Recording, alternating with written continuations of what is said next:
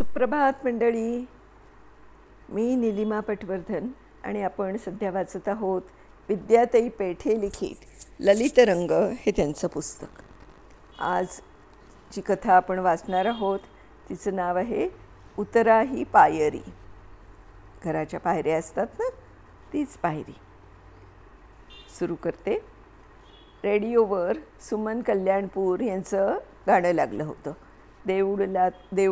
देऊळातल्या देवा या हो उतरा ही पायरी, थांबली बहिणाई दारी.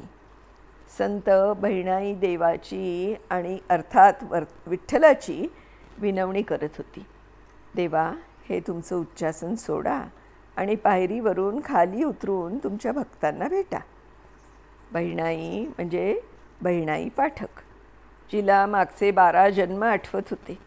13वा जन्म हा आत्ताचा म्हणजे बहिणाईचा. 12 जन्मांचे अभंग तिनं आपल्या मुलाला सांगितले होते. तिने खूप अभंग रचना केली. ही वारकरी संप्रदायातील स्त्री संत. माहेरचं आडनाव कुलकर्णी. रत्नाकर पाठक यांच्याशी विवाह झाला. स्वप्नात संत तुकारामांनी दृष्टांत दिला. पुढे तुकोबांचं प्रत्यक्ष दर्शन झालं आणि तिनं त्यांचं शिष्यत्व पत्करलं. स्त्रीनं संत व्हावं ही कल्पना त्या काळी न पटणारी होती. पण बहिणाईने संत तुकारामांची भक्ती आणि विठ्ठलाची भक्ती सोडली नाही. अशी ही संत बहिणाई देवाला विनवीत होती. देवा, उतरा ही पायरी, थांबली बहिणाई दारी. पुढे ती म्हणते, अंगणी देवा प्रकाश उजळे, येथे कीर्तन गायन चाले. रूप विठ्ठला तुझे सावळे, आत उभे का गाभारी. अंगणात सूर्यकिरणांमुळे स्वच्छ प्रकाश पडलाय. तिथे तुझ्याच नावाचं गायन कीर्तन चालू आहे. त्यातून भक्त तुझीच महती गात आहेत. तू आधीच सावळ्या रंगाचा, त्यात काळोखी गाभाऱ्यात उभा राहिला आहेस. तुला या स्वच्छ प्रकाशातलं जग आणि भक्तांच्या मनातला आनंद कसा बरं कळणार? तेव्हा सोड तो काळोखी गाभारा, उतर त्या पायऱ्या आणि बाहेर ये. हीच तिची विनवणी आहे. पुढे ती लिहिते, बघ येती या संत विभूती, समचरणावरी ठेवनी भक्ती. हरिनामाची होत आरती, पाही सोहळा बाहेरी. बहिणाई म्हणते, अरे देवा, मी तर पामर, पण मोठे मोठे संत विभूती तुझ्या दर्शनासाठी आले आहेत. तिन्ही काळात ज्यांच्या स्वरूपात बदल होत नाही, जे मनाने स्थिर असतात, ते संत. ज्यांनी अहंकाराशी लढून त्यावर विजय मिळवला आहे, अशा विभूती. असे हे थोर संत आणि विभूती तुझ्या दर्शनासाठी जमले आहेत, कारण तुझ्या समचरणावर त्यांचा विश्वास आहे. तुझ्या नामाचा जय जयकार होत आहे. हा सोहळा पाहण्यासाठी तरी बाहेर ये. शेवटी ती म्हणते, मी तर आले स्वये न्यावया, भक्तांची ही वेडी माया. स्वये निघावे दर्शना द्याया, टाळ चिपळ्या झंकारती. बहिणाईने आता शेवटचा निर्धार व्यक्त केला आहे. तुम्ही बाहेर येत नाही म्हणून मी तुम्हाला न्यायला आले आहे. तुम्ही हाकेला ओ देत नाही तरीही मी आले आहे, कारण आमची तुमच्यावर वेडी माया आहे. ते बघून तरी तुम्ही दर्शन द्यायला बाहेर या. बहिणाईने इतके आवाहन केले तरी देव काही गाभाऱ्यातून खाली उतरत नाही. तो भक्तांपासून दूरच उभा आहे. भक्त बाहेर जमलेत आणि त्यांचा देव मात्र गाभाऱ्यात त्यांच्यापासून दूर बसला आहे. याचं तत्कालीन कारण असावं जात, धर्म इत्यादी. हीन जातीच्या लोकांना देवळात तेव्हा प्रवेश नव्हता. विठ्ठलाच्या भक्तांमध्ये महार, सांभार, न्हावी अशा 18 पकड जाती होत्या. त्यांना मंदिरात यायला परवानगी नव्हती, म्हणून कदाचित बहिणाई ही विनवणी करत असावी. बहिणाई स्वतः ब्राह्मण, पण त्या सर्व जातीच्या संतांच्या वतीनं देवाला बोलवत आहेत. दर्शन दे असं सांगत आहेत. त्यामागे आणखी एक हेतू असावा. देव जेव्हा त्याचे उच्चासन सोडून बाहेर येईल, तेव्हाच त्याला भक्तांची खरी ओळख पटेल. त्यांच्या हृदयातला विठ्ठल कळेल. त्यासाठी त्याला चौथऱ्यावरून खाली उतरावं लागेल. पायऱ्या उतरून बाहेर यावं लागेल. जेव्हा तो त्यांच्यात मिसळेल तेव्हा त्याला त्यांचा भक्तिभाव कळेल. हे गीत संत कवी बहिणाईचं नाही, तिच्या भावना मात्र कवयित्री शांताबाई जोशी यांनी अचूक व्यक्त केली आहेत. संगीत गोविंद पोवळे आणि गायिका आहेत सुमन कल्याणपूर. या दोघांनी पण या गीताला अगदी योग्य न्याय दिला आहे. विठ्ठलाच्या बद्दलच्या ज्या ऐकीव कथा आहेत त्यामध्ये तो देवळाबाहेर येऊन संतांच्या घरी गेल्याने अनेक दाखले अभंगातून आपल्याला मिळतात. उदाहरणार्थ, विठ्ठलाने नामदेवाच्या हातून नैवेद्य खाल्ला, संत जनाबाईला दळण दळायला मदत केली, कोणाची गुरं राखली, कोरा कुंभाराच्या मुलाला आव्यातून वाचवलं, कोणाच्या घरी तो श्रीखंड्या म्हणून राबला. म्हणजे एका अर्थाने तो पायरी उतरला होता, भक्तजनात मिसळला होता असं दिसतं. पण खरंच असं पायरी उतरणं सोपं आहे का? एखादा माणूस उच्चासनावर असतो, तिथे त्याला मान मरातब असतो. पायरी उतरून खाली येऊन सर्वसामान्यात मिसळायचं म्हणजे त्याला कठीण वाटत असावं. म्हणूनच उच्चासनावर बसलेल्यांना या गीतातून हे आवाहन केलं आहे. पायरी उतरा, सर्वसामान्यांचं जीवन बघा, ते सुधारण्याचा प्रयत्न करा. असे प्रयत्न कोणी केलेले दिसतात का? बौद्ध धर्माचा संस्थापक गौतम बुद्ध याने सुखाचा शोध घेण्यासाठी राज्यपदाचा त्याग केला. तोही 4 पायऱ्या खाली उतरला.